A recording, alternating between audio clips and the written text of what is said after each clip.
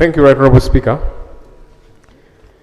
Mr. Speaker, I seek your procedural guidance and perhaps input from government, because certain issues are matters of law. You've talked about issues of fact, and one could even say fact to person A could be different from person B, but a law, regardless who is dealing with it. Mr. Speaker, on Thursday, I left early and I did notify you as going to court to secure the release of the Honorable Mwanga Kivumbi as one of the sureties, and he was granted bail. The following day, on Friday, he was en route to Kampala and he was intercepted and taken by armed men in a Toyota Hiace vehicle, popularly known as a drone. That was Friday, Mr. Speaker. Today is Tuesday. His family has been looking for his whereabouts, and the rest of us colleague leaders. Now, my questions to government are twofold. Number one, where is the Honorable Muhammad Mwanga Kivumbi?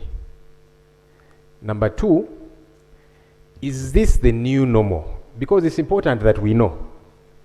Is this the new normal of how government will, they call it arrest?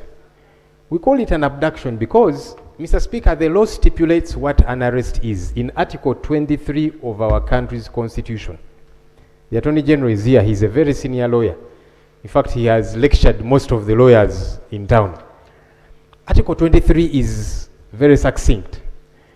How somebody gets to be arrested, where they are taken, to police first, and thereafter, within 48 hours, produced in court. Mr. Speaker, I have seen some people say that Honorable Mwanga Kivumbi was picked up because of a tough speech he gave when he went back to his constituency.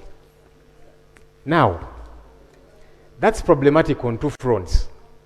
One, who determines that what he said was illegal? I thought it's a court of law. Who gets to determine that?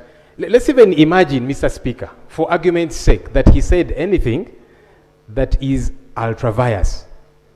Who determines that? I thought it's a court of law that does. Government has several times been urging the population to avoid mob justice. And on that front, I agree with government. Government officials, police, and so on, they say when you catch somebody, even if you catch them in an act, never mind that sometimes it's mistaken identity and somebody gets beaten, yet they've done nothing wrong. But that even if you catch somebody, whether stealing something of yours or whatever the case might be, government has been telling the population, take those people to police. Don't beat them up. And on that regard, I agree with government. So why doesn't government do the same thing it tells people to do? We need to stop preaching water and yet we drink wine.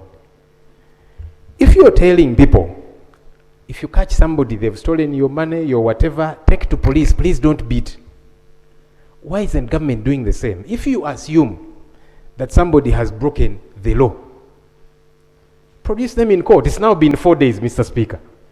We don't know where Honorable Mwanga Kivumbi is, and we do hear, I've seen some pictures on social media, I don't know if they are authentic. Bruises, blood, I don't know. And the only way that can be cleared is when we get to know where he is. Mr. Speaker, you see, we were here in September of 2021. Again, some who are saying it's because of what he said. Honorable Segirinya Muhammad and Honorable Alan Sewanyana were granted bail by court. As they were getting out of Kigo prison, outside the gates of Kigo prison, they were abducted. They had not said anything anywhere. In June of 2024, the Honorable Paul Akamba, who were here with him in the 11th Parliament, he was granted bail. He was abducted within court precincts. So the Attorney General needs to help us understand. Number one, where is Honorable Muhammad Mwanga Kivumbi? He needs to be accounted for. But number two, is this the new normal? Have we now veered off what the law does stipulate, learned Attorney General?